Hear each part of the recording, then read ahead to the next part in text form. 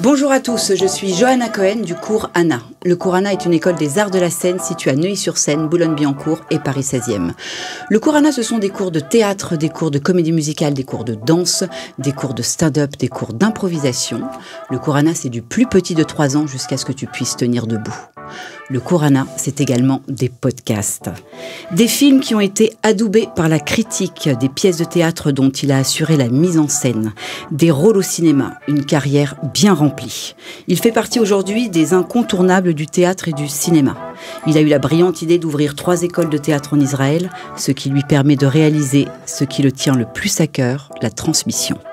Aujourd'hui, je reçois un artiste complet, un véritable homme de scène et d'écran, dont le travail mêle passion, émotion et ambition. Il a su conquérir le cœur du public grâce à une vision artistique profonde et un talent qui s'exprime aussi bien au cinéma qu'au théâtre. Il a marqué le 7e art avec des œuvres comme L'Envol, un film salué par sa sensibilité et son humanité, tout en s'illustrant au théâtre avec des mises en scène mémorables, notamment la pièce Sélectionnée, une pièce puissante portée par Amir Haddad. Sa collaboration avec des artistes de renom tels que Francis Huster, dont il est le metteur en scène privilégié, ou encore Marion Cotillard, Bérénice Bejo et Isabelle Carré, actrices aujourd'hui reconnues, dont il avait déjà soupçonné leur réel talent. Ses inspirations, ses choix artistiques et la manière dont il jongle avec les multiples casquettes de réalisateur, acteur, scénariste et metteur en scène sont la clé de voûte de son incroyable parcours. Mais surtout, nous allons découvrir l'homme derrière l'artiste, l'homme de la démesure, les moments clés qui ont façonné sa carrière, ses débuts au cours Florent, sa démarche artistique unique. Je suis ravie de vous présenter Steve Suissa. Bonjour Steve. Bonjour. Alors c'est un bon début ou pas? C'est pas mal. Merci.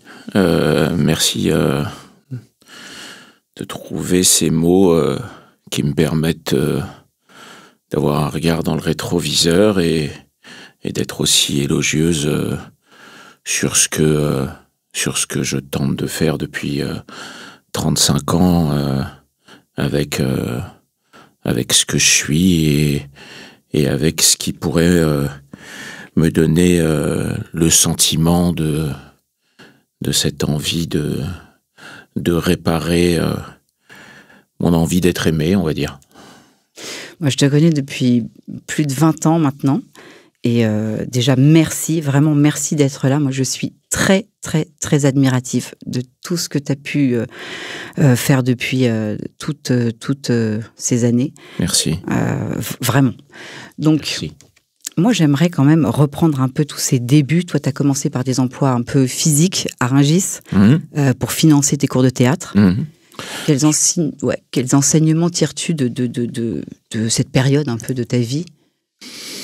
Je savais pas qu'avec les années, j'allais aller vers la littérature et la spiritualité, mais mon instinct a fait que j'ai désobéi à la volonté de ma famille, qui voulait absolument, par sécurité, par amour, que je reprenne l'entreprise familiale qui était des boucheries cachères, qui avait ouvert mon héros, qui était mon grand-père, qui savait ni lire et écrire et qui avait décidé d'ouvrir des boucheries pour donner du travail à ses frères, à ses enfants, à ses petits-enfants. Et ayant travaillé jour et nuit et ne sachant pas lire et écrire, il voulait que j'en profite. Et en regardant ça et en y participant dès mon plus jeune âge, à 14 ans et demi, 15 ans, quand il m'a demandé d'en faire mon métier et de reprendre, entre guillemets, avec mon oncle la relève, j'ai refusé parce que je savais que ce qui allait me sauver la vie, ce serait de faire quelque chose que j'aime. Et comme je suis né dans un quartier qui s'appelle le Faubourg Montmartre, qui aujourd'hui est devenu très bobo, mais qui avant était une sorte de Little Italy, où tous les émigrés d'Afrique du Nord, de Tunisie, d'Algérie et du Maroc se réfugiaient dans ce café qui était le Bréban, à côté du musée Grévin, pour se sentir très parisien, dans le Faubourg Montmartre, où s'ouvraient beaucoup de restaurants, d'épiceries cachères, et donc ils avaient le sentiment entre juifs et arabes de vivre la Méditerranée au cœur de Paris, je dirais. Et d'un côté, donc, il y avait les honnêtes gens comme mon grand-père, qui avaient des épiceries, des boucheries, et qui travaillaient 20 heures par jour. Et il y avait, chez ces mêmes émigrés d'Afrique du Nord, les voyous. La famille Zemmour, le gang des postiches, et puis après tout ce qu'on a vu à la télé ou des documentaires de gens qui ont fait des arnaques. Et j'étais à la fois ébloui par le courage et la volonté de mon grand-père de travailler 20 heures par jour pour protéger sa famille, et j'étais fasciné par ces hommes qui étaient des vrais voyous, qui étaient donc très gentils, qui sentaient bon, qui avaient des grandes voitures, qui se baladaient avec des filles sublimes. Et moi, j'étais dans ce café qu'on appelle le Café des Folies, en face des Folies Bergères. Donc à gauche, il y avait les commerçants, et à droite, il y avait ce fameux restaurant qu'on appelait la Boule Rouge, où allaient tous ces voyous. Et moi, j'étais au milieu, et je regardais les deux, en fait. Et je me disais, mais en fait, j'aime bien ça, mais ce que dégage le mec qui sort de sa bagnole, j'aime bien aussi, quoi. Et c'est charismatique, c'est un seigneur, quoi. Et en face, il y avait les Folies Bergères, et mes copains d'enfance commençaient à devenir des jeunes voyous, d'autres des drogués, d'autres sont partis par overdose ou par balle dans la tête en faisant des voitures béliers. Et en regardant les Folies Bergères, je me suis dit, je vais faire ça. Je vais faire ça, je vais être un artiste. Je vais essayer d'être un artiste pour avoir toutes ces vies à la fois. Et donc, je suis allé dans les salles de cinéma sur les grands boulevards à l'époque par la porte de derrière, et je suis tombé sur un ou deux films comme Il était une fois l'Amérique, ou comme Cinéma Paradiso, ou comme Le Parrain. Et quand j'ai vu ces films, je me suis dit, c'est incroyable en fait. Toutes les questions que je me pose dans la vie et que j'ose pas poser aux miens par peur qu'on se moque de moi, j'ai le sentiment que les films me répondent. Et que j'ai le sentiment que ces gens-là qui sont ordinaires et qui ont envie d'avoir une vie extraordinaire, eh ben, c'est mes copains. Et j'ai commencé à adorer les films parce que j'avais le sentiment que dans le noir, je pouvais me laisser aller à mes émotions sans être un mec pas encore très costaud. Et après les films, je les ai analysés, et dans les génériques, j'ai compris que les films venaient souvent de pièces de théâtre ou de livres. Et je me suis cassé de chez moi parce que j'ai dit non à mon grand-père et que je voulais lui prouver que j'étais un bonhomme et que je pouvais dire non, il assumait. Et je me suis retrouvé à Rungis à porter 8 tonnes de viande par nuit. Donc en fait, le travail consistait à livrer toutes les boucheries de 4h à 8h du matin parce qu'il n'y avait pas d'embouteillage et que quand les bouchers arrivent, ils aient leur viande dans leur frigo pour faire leur étalage. Et à côté de moi, j'avais un chauffeur de camion qui s'appelait Félix, qui faisait 120 kilos. Et toutes les nuits, je récitais les dialogues de films. Et un jour, il me dit, écoute, j'en peux plus. Donc j'ai fait quelque chose, mais ça va être très clair. Je t'ai inscrit à un concours à l'école Florent. Ça s'appelle la classe libre. J'ai payé 120 francs. À l'époque. Ils vont prendre 12 personnes sur 1500, donc je pense pas que t'en feras partie. Mais il y a un truc de sûr. C'est qu'après le concours, tu la fermes. Je veux plus t'entendre. Je veux plus entendre tous ces dialogues, je n'en peux plus. Et à l'époque, je vais au Café des Folies, qui appartient à un homme qui est mort depuis, qui s'appelle Samy Suède. Et je demande à ce garçon, que j'aimais beaucoup, qui avait quelques années de plus que moi et qui avait une tendresse pour moi, de me prêter une veste en cachemire, de la gomina et un flingue. Et il me prête une veste en cachemire bordeaux, de la gomina et un flingue. Et j'arrive à l'école Florent, je monte pour passer mon audition, et je croise dans les couloirs Christiana et Ali. Et je dis bonjour, je vais passer un monologue, mais il parle à une femme, est-ce que ça vous dérange pas d'être là? Et de me regarder, juste me regarder. Ok.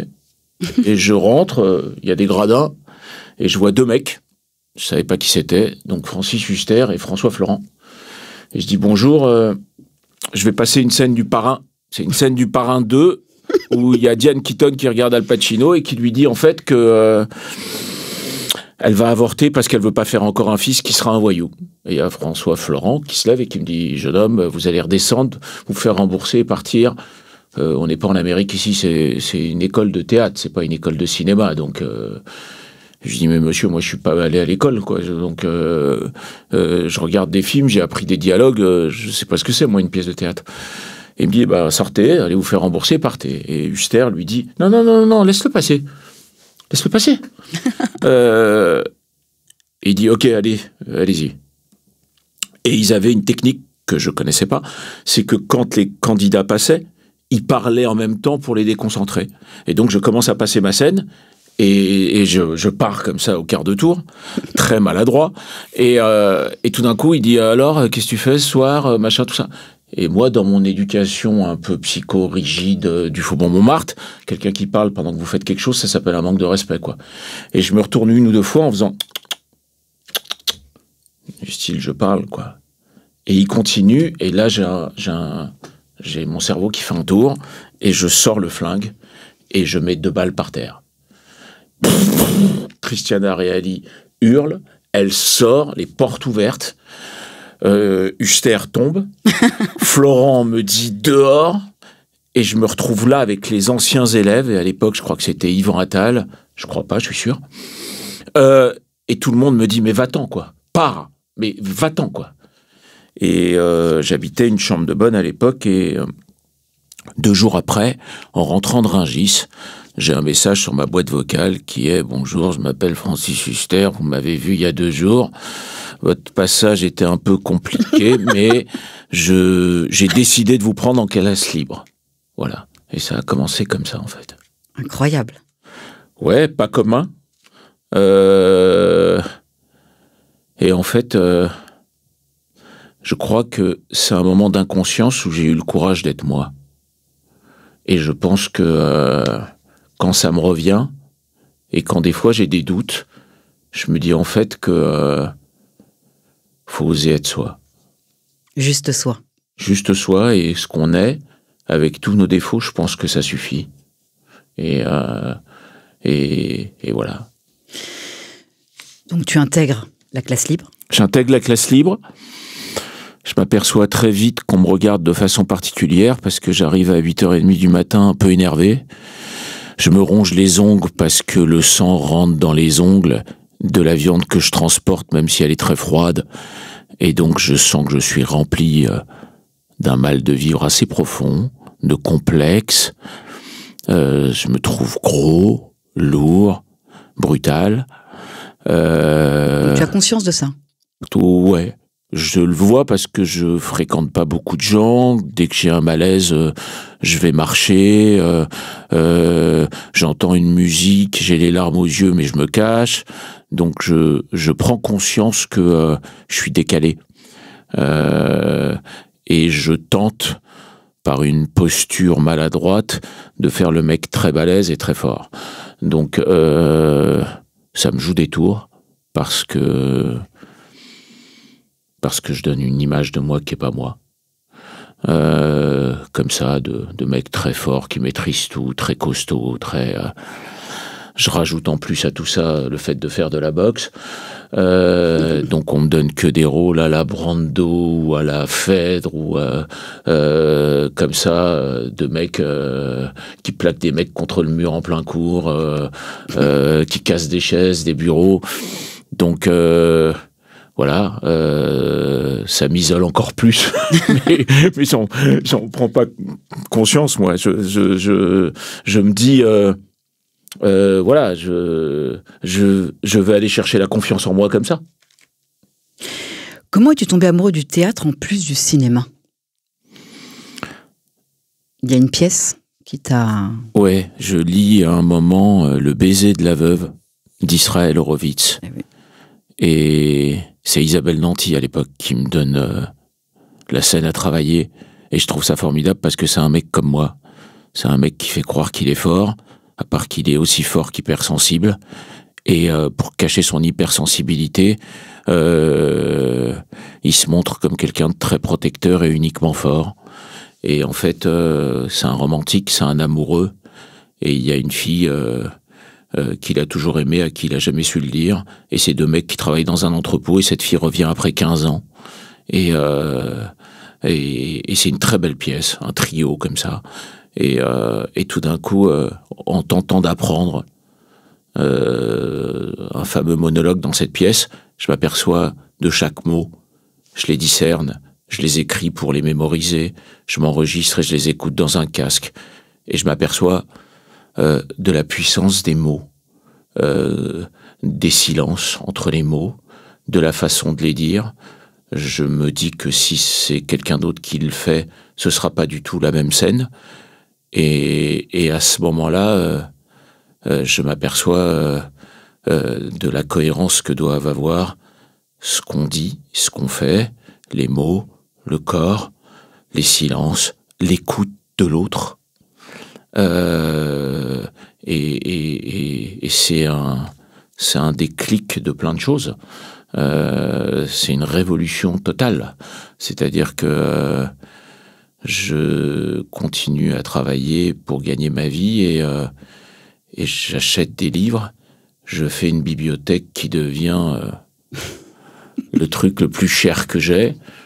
Et à chaque fois que j'ai un coup de spleen ou à chaque fois que j'ai une remise en question, je reprends un livre que j'ai corné de partout et je relis des phrases qui me redonnent de la force.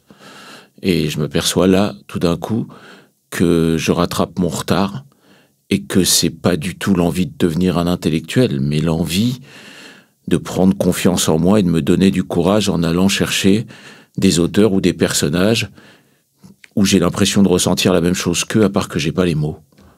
Et je tombe amoureux de Cyrano, je tombe amoureux de Martin Eden dans Jack London, je tombe amoureux de Bobby dans Le baiser de la veuve, je tombe amoureux d'Alfred de Musset dans On badine pas avec l'amour, et tout d'un coup ces gens-là deviennent mes amis. Donc c'est assez bizarre quand on redescend après au Faubourg Montmartre et qu'on va voir des mecs qui viennent de faire des casses, mais et qui sont tes amis d'enfance pour le coup. Mais donc ils te charrient en plus. Ah oui. Parce qu'en gros ils te demandent s'il n'y a pas un plan cul chez Molière en fait. Et que pourquoi et que comment avec un grand-père Boucher et avec eux comme potes, tu te retrouves à tomber amoureux du théâtre et à passer tes journées à tenter de t'affiner en fait. Donc tu rentres à Florent, tu passes la classe libre, tu obtiens la classe libre. Tu as envie de devenir comédien, être dans la lumière. Et step by step, tu découvres la mise en scène, tu découvres la direction d'acteur. Je m'aperçois que quand je rentre dans un bureau, j'ai tellement envie d'avoir le casting que je fais peur. Un jour, je casse la gueule à un directeur de casting qui, en fait, une fois que je me suis retourné, prend mes photos, les déchire et les jette dans une corbeille. Et la première fois où ça marche pour moi, c'est la fois où je rentre au flanc, dans le bureau à Neuilly, avenue du Roule, de Jean-Luc Godard, où je sais qu'il reste encore des petits rôles d'un film avec Delon, qui s'appelle Nouvelle Vague, et je rentre et je lui explique que j'ai passé des centaines d'heures à regarder de ces films et qu'il faut qu'il me donne 1 minute. Et c'était pas vrai. Et 5 jours après, son assistant, qui est devenu un grand metteur en scène, m'appelle et il me dit « Jean-Luc Godard vous donne 2 jours dans le film ». Et là, c'est 2 jours où je dis une phrase improbable, les yeux baissés, tellement je suis impressionné, puisque c'est un film avec Alain Delon, qui va devenir un ami. Et la phrase, c'est « Est-il possible qu'il y ait des gens qui disent Dieu et pensent que ce soit là un être qui leur est commun ?» Waouh. Voilà, donc... Tes premiers mots au cinéma. Voilà, mes premiers mots au cinéma, et 6 mois après, le film va à Cannes, et Alain Delon et Jean-Luc Godard m'invitent à monter les marches alors que j'ai une phrase dans le film. Un coup de cœur. Et là, waouh, je tombe sur un mec qui, comme moi, était boucher charcutier, Alain Delon, avec qui je dîne souvent, qui m'appelle souvent, et qui, pour les 10 premières représentations d'Anne Frank, sera dans la salle pour faire lever les gens. Mais je comprends très vite que ça va être compliqué, moi, acteur. Parce que j'ai trop envie, parce que j'ai faim, parce que j'en ai besoin, parce que j'ai peut-être pas les mots pour me faire comprendre, que je suis trop brut dans mon besoin de prouver à ma famille que je suis pas un incapable et que j'ai fait le bon choix, que je suis trop pressé. que c'est trop une urgence. Et à ce moment-là, je me questionne beaucoup. Et je me dis qu'on va pas vouloir de moi comme acteur, donc il va falloir que je prenne mon destin en main. J'ai la chance que Marie-Josée Natt accepte que je sois le Marlon Brando dans La descente d'Orphée, pièce de Tennessee Williams, que je joue avec elle. Et je reprends le rôle de Brando et elle de Magnani.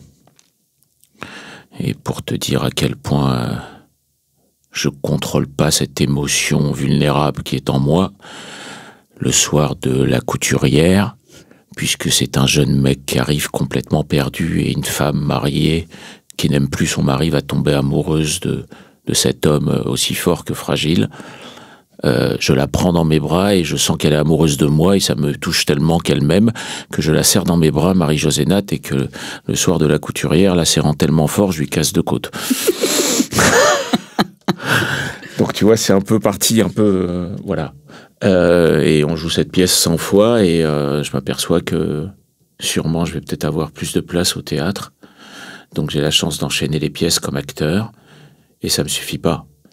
Parce que j'ai faim, parce que t'en veux encore plus, et parce que j'en veux encore plus, parce que je suis totalement fasciné par les méthodes anglo-saxons qui consistent à comprendre que la vedette c'est l'histoire et que peu importe comment tu fais ton métier, c'est-à-dire que tu fasses du théâtre, que tu fasses du cinéma, que tu fasses de la télé, que tu donnes des cours de théâtre, l'essentiel c'est de transmettre, l'essentiel c'est de partager, l'essentiel c'est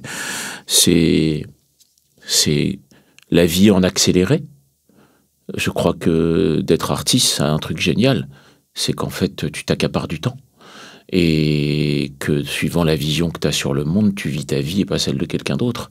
Et donc tu acceptes encore plus vite qu'un être humain qui refuse de l'accepter qui tu es, tes émotions et ce dont tu as besoin. C'est une thérapie en accéléré. Je suis d'accord. Premier film, L'Envol ? Ouais. C'est un peu ton histoire ? Ouais, je vais vers un garçon qui a du talent, qui s'appelle Marc Esposito, qui à l'époque est rédacteur en chef et patron avec Jean-Pierre Lavoignat de Studio Magazine. Et il vient voir la pièce avec Marie-Josée Natt et je lui montre L'Envol et il me dit c'est incroyable, c'est un Rocky dans le Faubourg Montmartre. Voilà, l'histoire d'un mec dont on veut pas. Et je crois que ça a été l'histoire dans ma carrière de ça, quoi. On n'a pas voulu de moi comme acteur, je suis devenu metteur en scène. On n'a pas voulu de moi comme metteur en scène, je suis devenu auteur. On n'a pas voulu de moi comme auteur, je suis devenu réalisateur. On n'a pas voulu de moi comme réalisateur, je suis devenu producteur. Donc, et il m'aide à écrire ce film, et j'en ai grand besoin.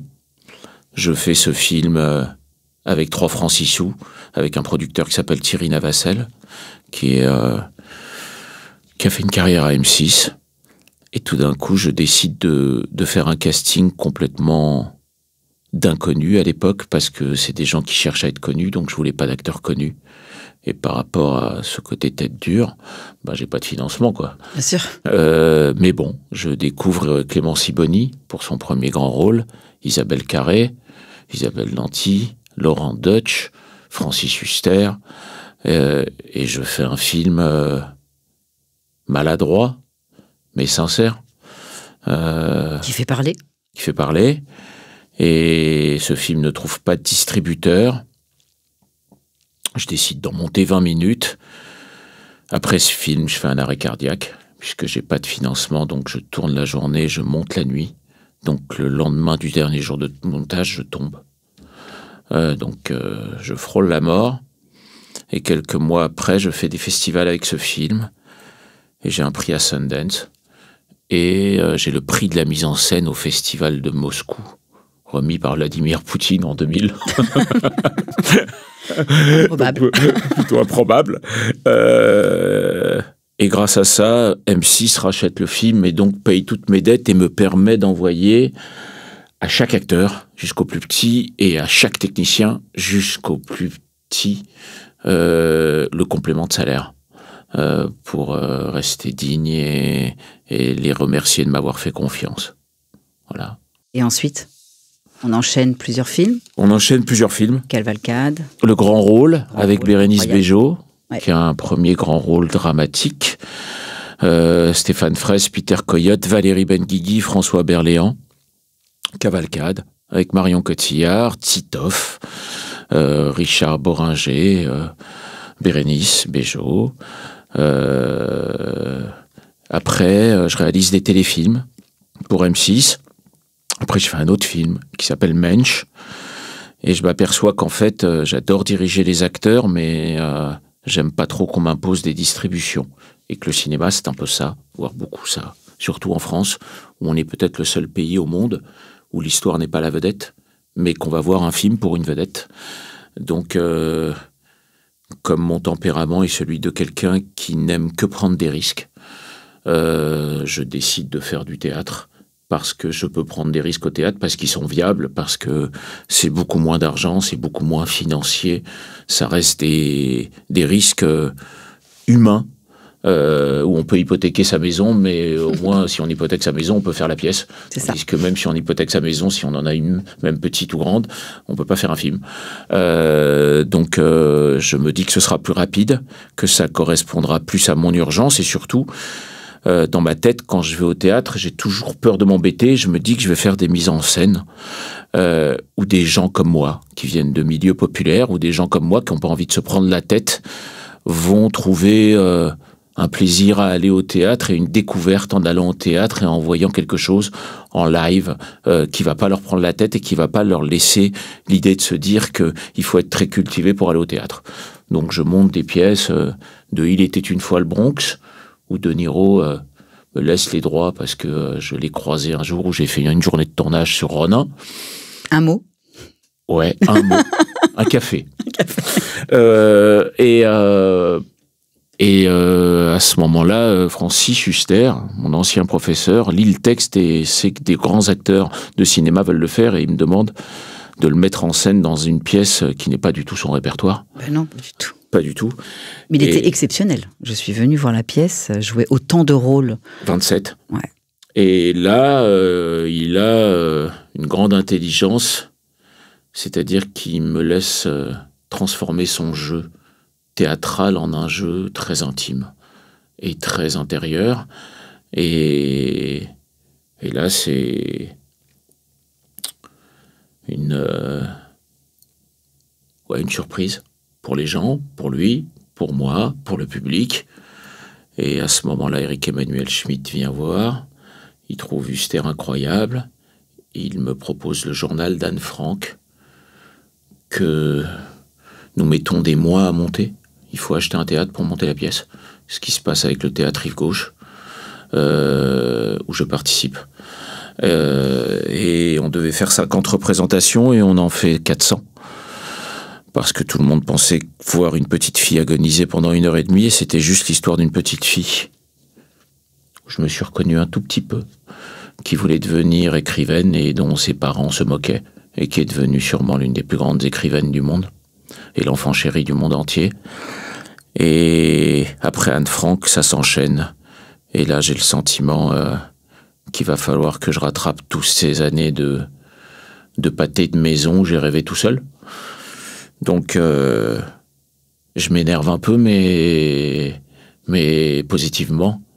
Et là, arrive une boulimie de toute cette retenue et je monte 4-5 pièces par an pendant 15 ans. Et donc, je suis tous les soirs dans un théâtre, je monte 4-5 pièces différentes qui vont des pièces de Laurent Ruquier, à une mise en scène de Michel Drucker, à 24 heures de la vie d'une femme, de Stéphane Zweig, au joueur d'échecs de Stéphane Zweig, à Marianne James, à Thierry Lhermitte dans Simon Wiesenthal, à La vie d'Einstein avec Jean-Claude Dreyfus, à des tonnes de choses comme ça, à Hibernatus, à Avanti, le remake d'un film italien qui est une comédie romantique d'amour avec Ingrid Chauvin qui a jamais fait de théâtre et Thierry Lopez que personne ne connaît à l'époque, à Ich bin Charlotte, un transgenre avec Thierry Lopez qui sera nominé 2 fois aux Molières.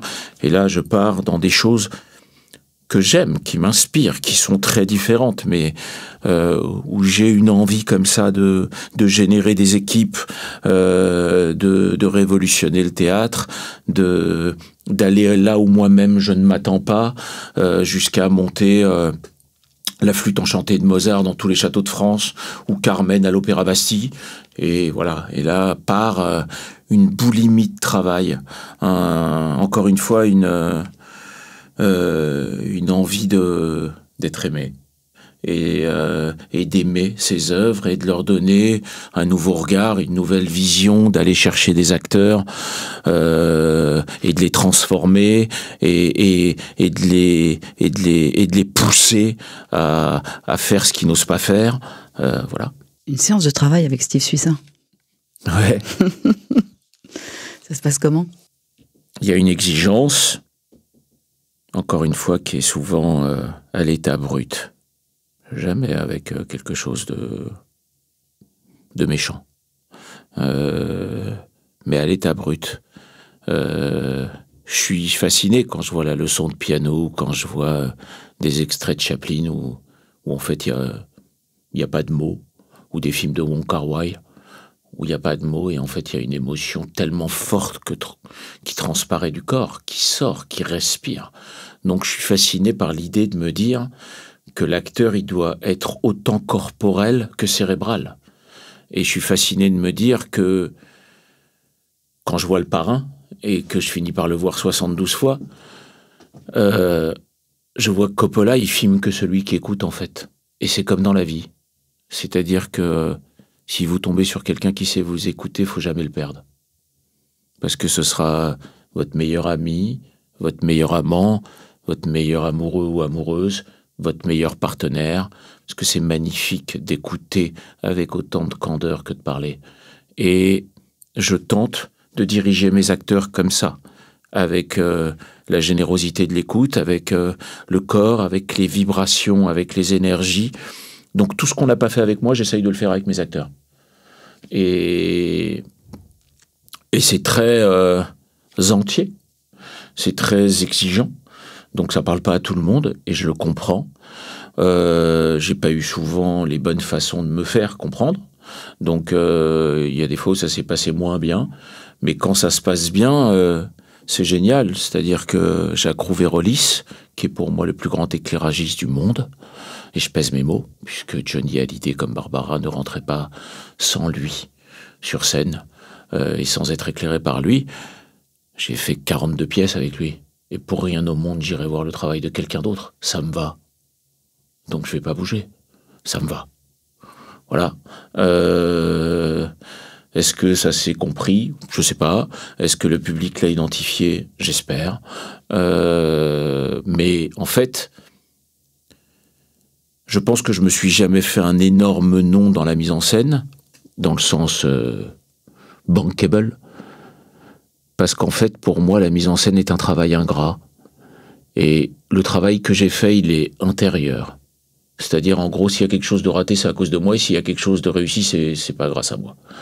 Donc, en fait, j'ai toujours voulu raconter des pièces ou faire des choses, comme le joueur d'échecs de Zweig. On me dit, mais tu vas pas monter ça. Zweig, c'est des livres où la phrase, elle fait 18 lignes. C'est pas théâtral. Et donc, je suis obligé de le monter, mais avec très très peu de moyens. Comme sélectionné, je suis obligé de le monter, mais avec rien sur scène. Et en fait, j'ai tellement envie de raconter cette histoire que je le monte sans décor, sans moyens, sans scénographie. Et donc, on sort pas en disant c'est une géniale mise en scène. Parce que des gens qui sortent en disant c'est une géniale mise en scène, c'est que le 3/4 du temps, il y a des décors qui changent, une scénographie, des écrans de partout, des jeux de lumière de partout. Mais pour moi, la mise en scène, c'est la direction d'acteur. Tout à fait. Donc un acteur tout seul, avec des lumières et des sons, avec juste des gens dans le son, comme Maxime Richelme, qui travaille avec moi depuis 15 ans, et qui fait des sons où je l'emmerde. Jour et nuit, je l'emmerde. Il y a 822 sons sur sélectionnés. Je l'emmerde. Et si tout d'un coup, j'ai pas le corps qui fait ça, le son, il est à refaire. Qui va entendre ça? Pas beaucoup de gens. Mais moi, je sais que le spectateur, dans son inconscient, il saura peut-être pas l'analyser, mais il va sortir en se disant « Mais j'étais partout. J'étais à Berlin, j'étais à Paris, j'étais à Constantine, j'étais partout. J'ai suivi cette personne. Il m'a monté dans sa tête et dans son cœur, et je l'ai suivi. » Voilà. Mais oui, Qui a envie de passer 3 ans avec Michael Agege pour écrire la vie d'Alfred Nakache, français, algérien, juif, qui a fait 2 fois les Jeux Olympiques, qui avait la phobie de la nage, que son père a jeté à l'eau à l'âge de 9 ans, un destin qui part mal, et qui devient le plus grand nageur du monde. Alors oui, quand après 5 ans de travail on y arrive, il y a un livre qui s'écrit, il y a un téléfilm qui va se faire, il y a un film qui va se faire, super, tant mieux, que grand bien lui fasse, parce que je n'ai fait ça que pour une chose. C'est que pour les 32 cousins, nièces et neveux d'Alfred Nakache soient fiers de leur oncle, et que ce destin oublié soit un exemple pour la jeunesse de demain. C'est tout. Pourquoi Amir? Comment ça s'est fait? Comment cette rencontre s'est faite? J'ai appelé Amir un matin et je lui ai dit « Bonjour, je m'appelle Steve, on s'est croisés, ouais. » Il te connaissait? On s'était vus, ouais, on s'était croisés. J'adorerais que les jeunes aillent dans les salles de théâtre, alors j'ai eu un flash. Je pense que tu incarnes ça. T'as envie de devenir le héros de ta famille. T'es ambitieux. T'es travailleur. T'as le même physique. T'as les mêmes origines. Et tout d'un coup, je pense qu'avec énormément de travail, tu seras un Alfred Nakache incroyable. C'était une évidence pour toi? C'était un flash. Il a fait une première lecture moyenne. Et c'est le premier à le dire. C'est pour ça que je me permets de dire ça. Et ce garçon a une volonté, un courage, une ambition incroyable. 2 heures de nage par jour avec un coach, 3 heures de répétition avec un répétiteur, 2 heures de répétition avec mon assistante et 3 heures de répétition avec moi. Waouh. Pendant des mois. Et toi? Il en a fait 400. Il a été formidable pendant les 400 et pendant 399 représentations. Les gens se sont levés entre 3 et 4 minutes à la fin. Et Alfred Nakache a été connu par des jeunes filles et des jeunes garçons qui, au départ, par curiosité, sont allés voir Amir et par amour pour lui et sont ressortis avec une histoire nécessaire dans leur tête et dans leur cœur. Quelle pièce magnifique, je suis venue la voir. Incroyable. Merci. Vraiment. Y a-t-il des artistes ou réalisateurs qui ont influencé ta manière de voir et de créer? Oui, beaucoup. Tout le temps. À chaque fois. Je cherche des inspirations tout le temps. Je suis capable d'aller dans une ville une demi-journée pour voir une expo ou pour juste aller voir un spectacle et m'inspirer. Là, par exemple, en Israël, je vais produire le 3 février un spectacle de la Batsheva Dance Company d'Ohad Naharim, qui est sûrement l'un des plus gros chorégraphes du monde. Il y a 18 danseurs sur scène. Ils sont en transe, ils dansent par le plafond, par la terre, derrière les spectateurs, entre les chaises. Je suis allé voir le spectacle. C'est sublime, il n'y a pas un mot.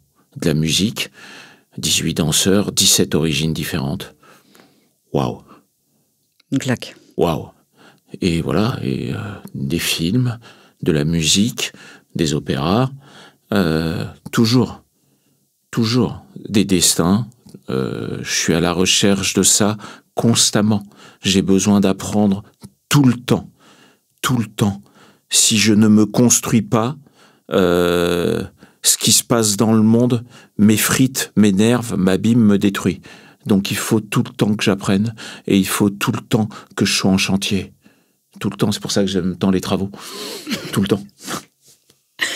Quelles collaborations artistiques ont été les plus marquantes pour toi? Francis Huster, parce qu'il m'a fait confiance. Il t'a donné ta chance? Il m'a donné ma chance, et ça, j'oublie pas. Et parce qu'il a su rester acteur alors que lui-même a été metteur en scène et réalisateur. Jacques Rouvérolis, éclairagiste génie et homme incroyable. Maxime Richelme, musicien et mixeur et bruiteur et travaillant sur des sons.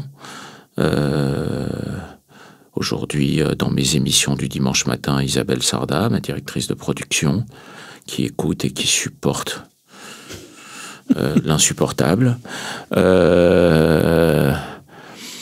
Thierry l'ermite, avec qui j'ai pris beaucoup de plaisir de le mettre en scène, seul sur scène, avec quelque chose de grave et d'émouvant. Et c'est devenu non plus qu'un spectacle, une mission de réflexion.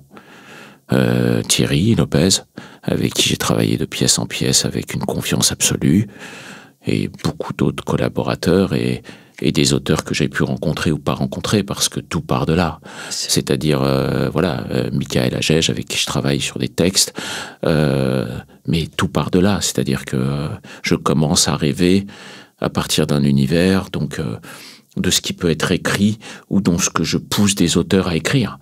Mais j'ai besoin d'une matière pour justement soit l'accompagner, soit l'enrober, soit aller à l'encontre, soit donner une autre dimension pour qu'il y ait l'écriture d'un côté et la vision de l'autre. Voilà, et je suis toujours à la recherche de ça. Toujours d'idées, de collaboration. En ce moment, mon truc, c'est comment me réinventer, comment réinventer le théâtre, comment faire que on puisse mélanger le théâtre, la danse, la musique, le cinéma au milieu.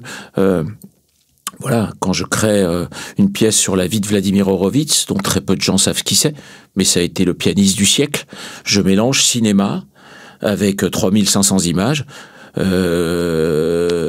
Claire-Marie Leguet, une virtuose de piano qui joue toutes les œuvres d'Horowitz, et Francis Huster qui raconte l'histoire de Vladimir Horowitz, qui est un pianiste de génie, et que sa mère appelait Neshama Sheli, c'est-à-dire mon âme. Et tout d'un coup, je fais découvrir aux gens la vie d'un pianiste qui a été le pianiste du siècle, et quand ils entendent les morceaux, ils se disent « Ah, mais c'est lui !» Et tout d'un coup, je mélange la musique classique, le cinéma et le théâtre sur le même plateau, pour que les gens sortent et se disent « Mais j'ai jamais vu ça, en fait. Mais c'est génial. » Voilà.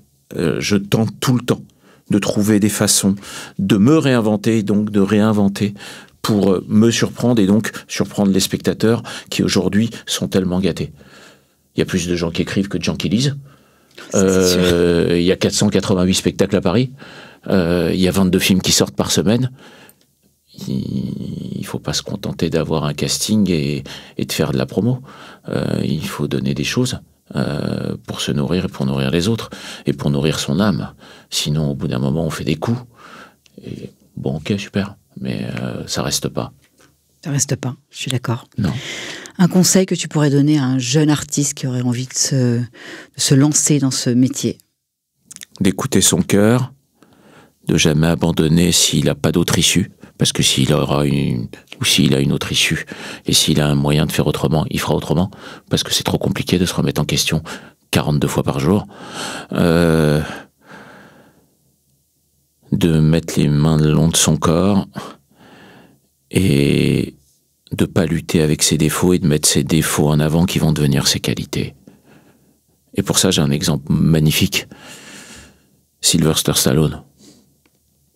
Moi, je suis fan de Rocky. Je trouve ça magnifique, ça m'a aidé, mais d'une force. Ça m'a aidé à accepter mon œil qui se ferme quand je suis fatigué. Ça m'a aidé à accepter mes épaules. Ça m'a aidé à accepter les moments où j'allais mal, de prendre 10 kilos en une semaine. Ça m'a aidé à tout, en fait. Ou James Stewart dans La vie est belle de Capra. Un mec qui veut se jeter par-dessus un pont, il y a un ange qui descend et qui lui dit « Non, n'abandonne pas. Tu verras que ton amoureuse et tes enfants, ils vont te regarder comme un dieu si tu t'accroches. » Ça m'aide. Bien sûr que ça m'aide. Et donc, voilà, un jeune artiste, c'est de se battre, de faire du temps son ami et pas son ennemi, de lire, de ne pas attendre l'inspiration, de ne pas attendre l'heure dite, de ne pas attendre son karma, d'aller chercher dans tous les sens comment se créer un univers, comment affiner sa personnalité, comment affiner l'arc-en-ciel qui est en lui pour aller chercher des choses, des lectures qui l'apaisent, qui le renforcent, apprendre des textes par cœur, aller voir le travail des autres, être curieux de tout ça. Y a-t-il un rêve artistique que tu n'as pas encore réalisé? Plein. Une comédie musicale, j'adorerais. Une invention sur scène, j'adorerais. Faire un film dans un moshav ou un kibbutz avec 8 acteurs de 8 nationalités différentes et adapter pour faire ça une pièce de Tchekhov ou une œuvre littéraire qu'on a oubliée. Faire un festival de la paix qui se baladerait dans toutes les villes et dans tous les pays où ça a été fragile et où les gens se rassemblent, parce que je pense que le seul endroit au monde où il y a la paix, c'est une salle de spectacle. Mélanger la peinture, la danse, la musique sur scène et faire des œuvres complètement folles. Voilà, tout ça. Je te sens tellement nourri, habité, tellement sur le qui-vive de tout. Est-ce que tu ne regrettes pas parfois un peu l'adolescent insouciant du Café des Folies? Il n'a jamais été insouciant. C'est souvent ça, mon côté un peu raide et mon côté un peu lourd que je porte, et toujours en quête de légèreté qui est si dur pour moi à trouver. J'ai toujours eu envie de changer les choses. J'ai toujours eu un idéalisme qui m'a parfois aidé, mais qui m'a joué défaut.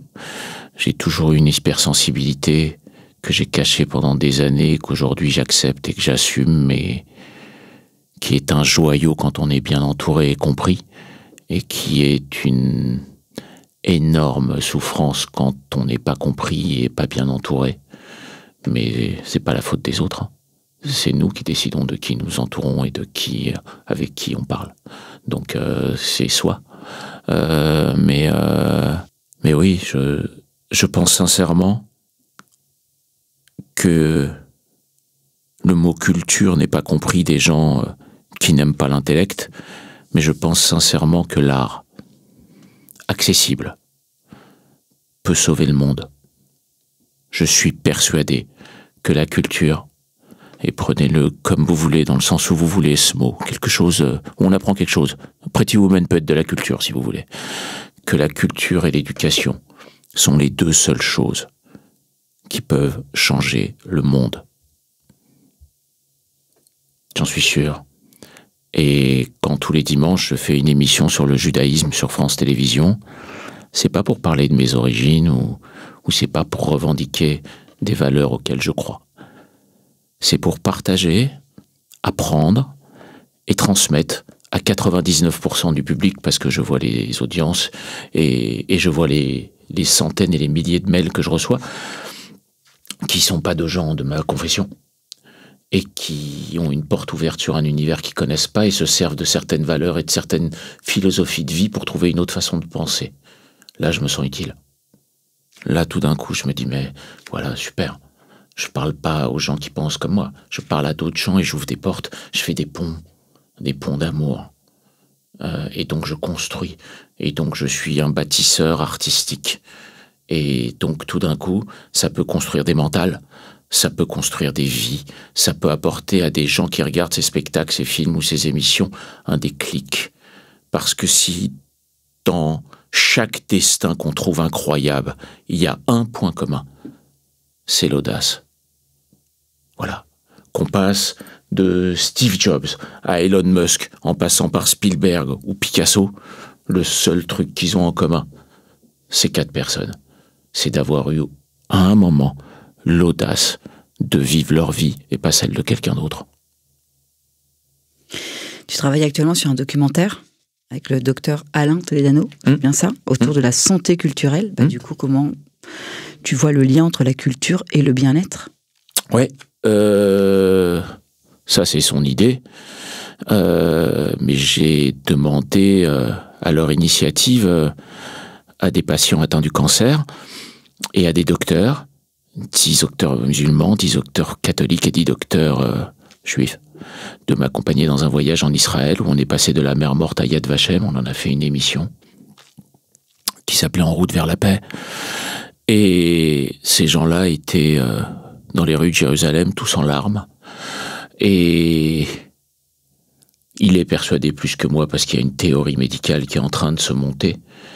Et ce documentaire montre des gens malades et des médecins faire les 10-15 plus beaux lieux de Paris en finissant par le château de Versailles. Et ils s'aperçoivent que la beauté des choses, la beauté de l'art, de comprendre la culture, de comprendre le combat, de se bagarrer à faire une œuvre ou de se bagarrer avec soi-même pour trouver la vie plus belle, peut nous soigner plus que des machines et des soins.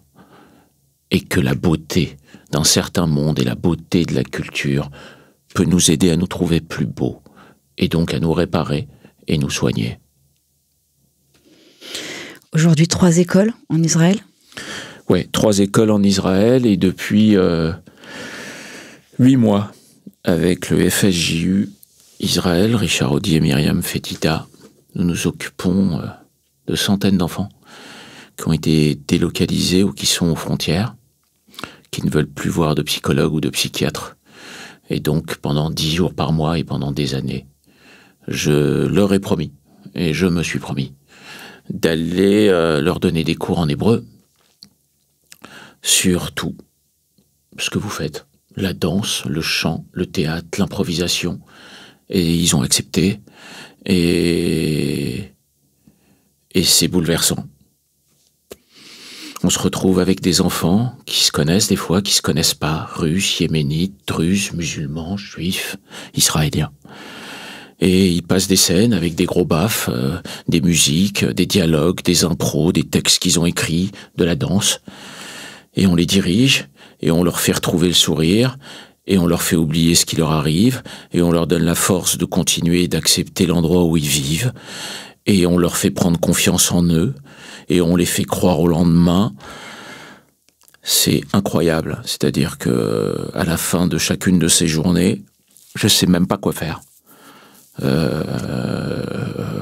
Tellement waouh, de travailler avec ces enfants me bouleverse et donne un sens tellement fort. Donc ouais, tout ça et l'émission tous les dimanches sur France 2 et des idées de théâtre que je cherche et des auteurs que je cherche et un festival au mois de février à Tel Aviv pour, j'espère, fêter la fin de cette guerre avec des acteurs et des créations et voilà. Que l'on veuille devenir artiste ou pas, une scène est un lieu magique. Elle permet d'oser tout ce que l'on n'ose pas dans la vie et nous donne le courage d'être soi. C'est une phrase que je suis allée prendre sur ton site internet. C'est ça, c'est être soi, juste soi. Ouais, je crois. En tout cas, c'est ce que je pense être soi dans ce monde-là. Je pense que faut vivre avec son cœur et je pense que au fur et à mesure où on avance, la simplicité devient un trésor, une vertu, une force incroyable. Et quand je regarde les films, aussi pour apprendre et pour connaître et pour me divertir et pour chercher de l'émotion ou du rire, parce que j'en ai besoin, comme nous tous, je m'aperçois que les acteurs qui m'émeuvent le plus aujourd'hui, par exemple, c'est ceux qui jouent pas. C'est ceux qui sont. Quand je vois La Route de Madison, si on m'avait proposé le synopsis d'un mec qui se perd avec son appareil photo, qui tombe sur la maison d'une femme dont le mec est parti en week-end, et qu'ils ont leur âge, et qui vont se dire bonjour, comment ça va, et que juste la façon dont cet homme va regarder cette femme sera apaisée pour le reste de ses jours, parce qu'on parle même pas de se tromper, ou on parle même pas de faire l'amour, on parle juste d'un regard qui se pose sur vous. Ben, on m'aurait raconté ce synopsis, j'aurais dit ouais. Pas sûr. Et je vois le film une fois par an, et quand je vois le film, j'essaye de le voir tout seul parce que j'arrive pas à m'arrêter de pleurer, en fait. Donc, et pourquoi ? Parce que j'ai l'impression qu'en fait, je suis derrière le trou d'une serrure et je regarde un truc que j'ai pas le droit de regarder tellement ils sont authentiques. Et je pense que la seule chose dans ce monde-là qui va être magnétique, c'est d'être authentique. Qu'est-ce qu'on peut souhaiter à Steve ? Suis ça. Des moments de légèreté. Ah bon ? Ce que je vous souhaite à vous, d'être heureux, d'être à la bonne place, d'avoir les bonnes personnes autour de vous qui vous comprennent et qui comprennent votre dynamique, parce que ça donne des ailes quand on est entouré de gens qui comprennent notre dynamique. Ça donne envie encore plus d'oser parce qu'on fait rien tout seul. On fait rien tout seul. C'est des métiers d'équipe que le métier de vivre. Et ça peut prendre une vie, peut-être, de savoir s'entourer si on a de la chance, et d'être soi, et d'être le plus simple possible pour être le plus simplement soi. Un grand merci, vraiment. Merci. Vraiment. Merci Johanna, j'ai été peut-être ému parce que je pense que je te connais depuis des années, je vois ton parcours, je suis respectueux et admiratif de la façon dont tu te démènes. Et je pense que voilà, c'est pas un entretien anodin pour moi. Parce que si je me souviens bien, je crois même que je t'ai eu comme élève. Tu m'as casté pour Munch. Donc voilà. Merci à toi. Merci beaucoup. Si vous voulez retrouver cette interview, écoutez, j'ai envie de vous dire sur YouTube, sur Deezer, sur Spotify et au micro avec Johanna sur Instagram. Merci beaucoup et à bientôt.